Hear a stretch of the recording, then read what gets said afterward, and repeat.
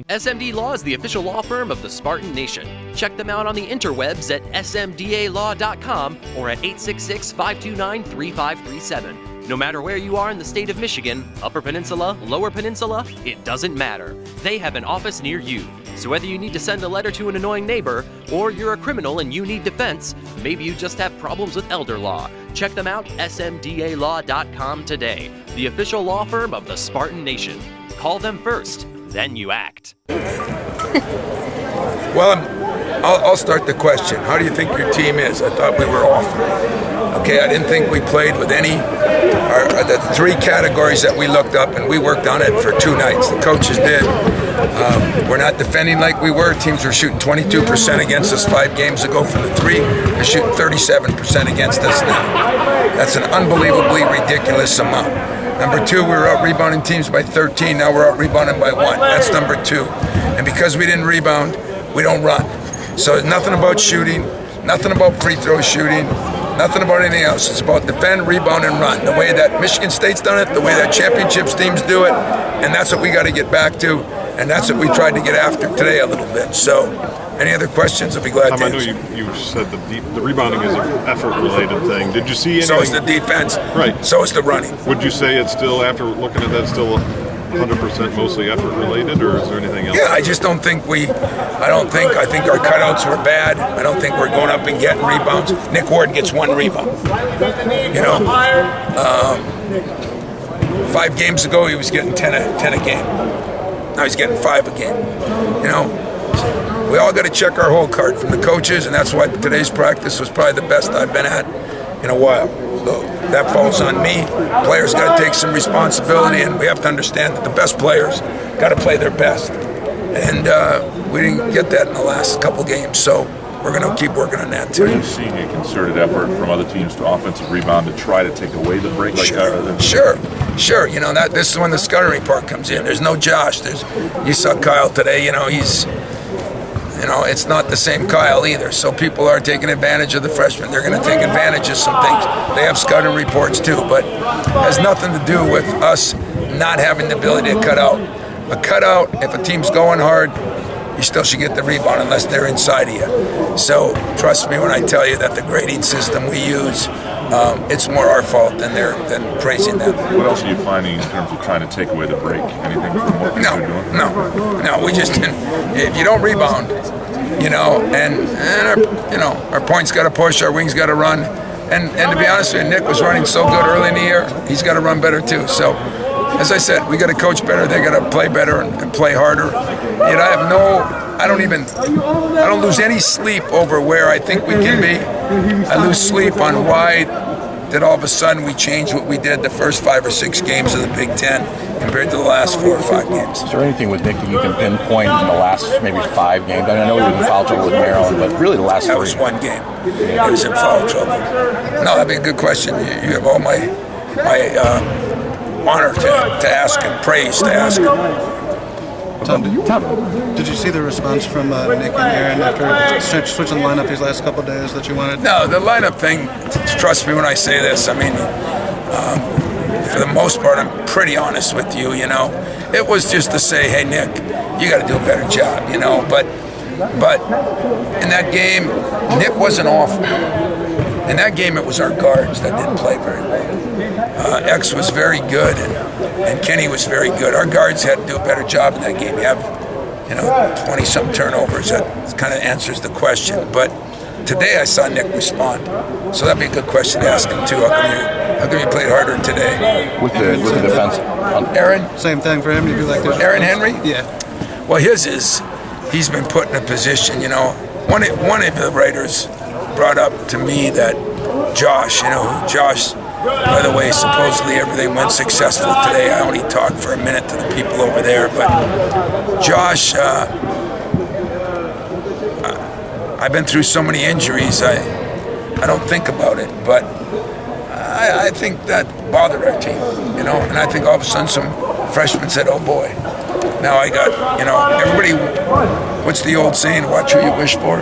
Everybody wishes to play more, and all of a sudden you have to, and the responsibilities, if you haven't done your homework or you're not ready for it, you got problems. So I just think in general, I got two great players right now. Nick Ward is a great player, and so is Cassius Winston. The great players have to play great.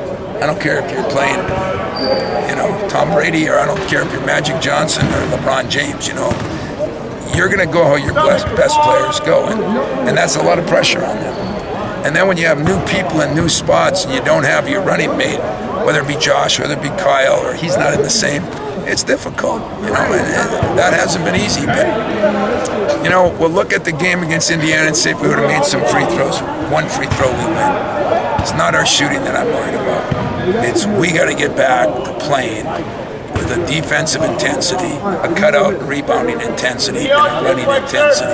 And I don't care if they put four guys back. Teams did that early. I don't care if they try to trap us on the outlets. Teams did that early.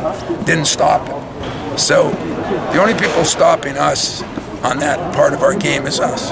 What about defending New York? You mentioned that. Defending New York? Yeah, I mean, Matt's been in foul trouble the last 2 games. Is some of that fatigue, is that just happens? I don't think so. And you know what? And I made the mistake, which coaches do.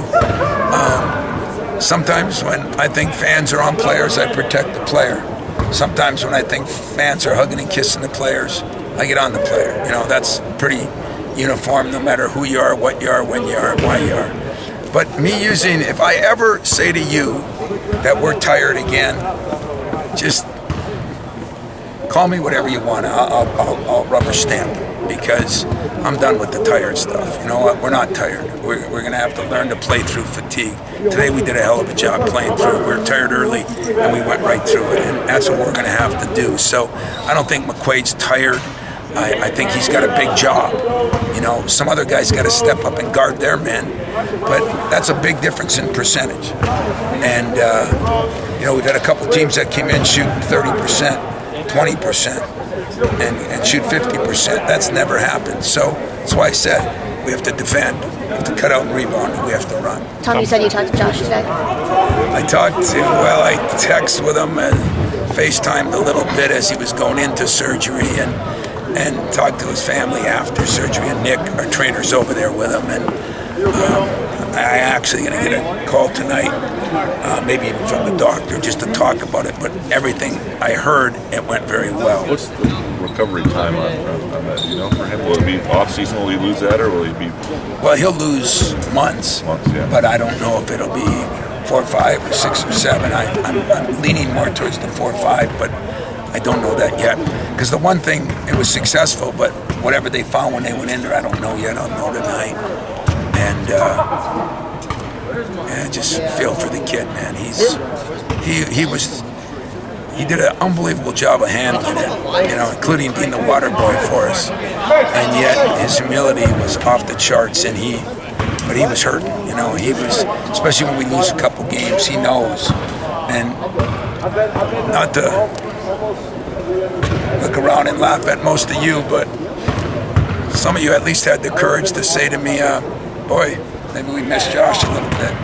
Josh Langford's a hell of a player, guys, and he does it in a lot of different ways, and can't take a guy out that started for 3 years. And so I knew some of this was coming. I knew that people would start adjusting a little bit, how they guard one player compared to how they guard him. But I have no doubt in my mind that this team can play better, will play better if we get back to the basics of who we are and what we've been. So ironically, we have all the players coming back this weekend. We have Magic and the 79 team coming back. I can't think of a better time to bring a bunch of guys back that built my philosophy and executed it to out of Final Fours. And this team maybe looked at it for a while, thought we could win a different way, and yet the personnel changed. But we'll get back to that. We have the ability to do that, and they'll do it. When you said you have a reunion, is this a chance for you then to be able to grab some of those guys and say, talk to these guys, and maybe they hear a different voice, the guy who's done it here before, tell them. Sure, that's the beauty of having those players coming back, because some of them have called, and some of them are not happy either, and I love that. So yeah, it'll be a good chance for them. Tom, do you remember? Go ahead. You mentioned about Josh too. I mean, for most of that 8 games, I mean, guys thought he would come back. I mean, Yes. did that Yes, finality change it? I wouldn't have thought so because I didn't know how they were thinking. But two of the players came in yesterday and told me that had a real blow to them and the team in the locker room. You know, this day and age where everybody's so selfish, I never think that way. But I think that tells you a little bit of what they think of Josh, who Josh is. But also, they're not dumb. Players play dumb once in a while, but they're not. And they know what he brings to the table. And then they know what Arnie brings to the table. And Arnie's a shell of himself right now. But he's doing everything he can do. I mean, he's been unbelievable trying to fight through some things. Today just didn't work out, but hopefully tomorrow a little bit, they'll play Saturday. If Josh were to need it, like if you know, just looking at time off, and next year it took a while to get in there, did he play too many games this year to have any chance at an extra year? Is that something you would look at? You know, we're going to look at that. I think he's right on the one game too many, which you cannot usually. But I think if Josh, the way he was working, the way he was going, you know, I question whether, you know, I mean, I think he would have come back, but who knows? But that's something we can do as a safety valve, as you say.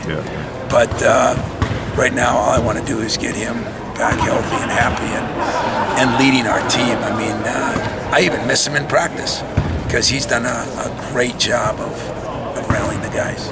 Do you remember in 1979 when Michigan State won? It's my first NCAA tournament. The first time I graduated from college, and my head coach said, "I'm going to take you to the Final Four." It was in Salt Lake City, and I was tickled to death.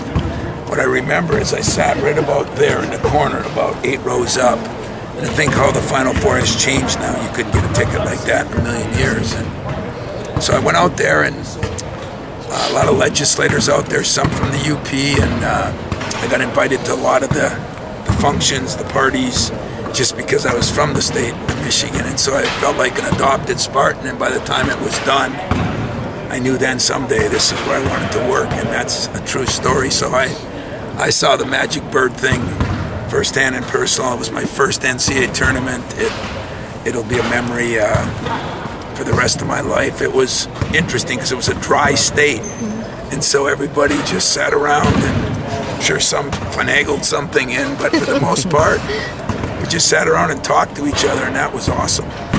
Tom, are you at that point in the season where it's not about opponent anymore, it's about your team and how they play?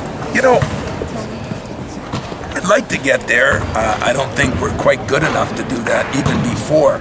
You know, last year we might have been good enough to do that, but we're not over-talented. There's nobody's secret. So it's almost all about us, but all about our opponent as far as what do we got to do to take away some of the things they do well. And so I'd still say we're doing both, but I feel good about where we are. I really do. I am totally ticked off about the home loss. That bothered me a lot, especially with the incredible crowd. I did not feel we did the things. It wasn't the free throws. That's the obvious one. But a team that was shooting 30-some% shoots 50% from the three. And the rebounding was, they out-rebounded us by 8, and that's stuff like that is what costs you games. You know, the people, the fans, sometimes the television wants to frizz things. You know, the scoring, the dunks, the this, that wins you some games. It doesn't win you the big games. It doesn't win you the meaningful games, and we got to do a better job of getting back to our roots because we did it. We did it for most of the first 2/3 of the year.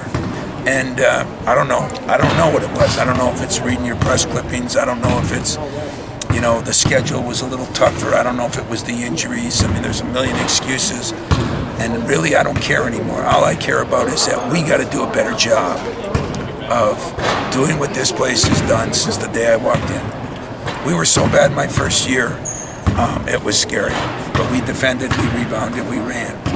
And that set a standard as we got better players. We defended better, we rebounded better, we ran better. And that's why we've led the nation in it time after time. I still think we're 1 or 2 in the Big Ten.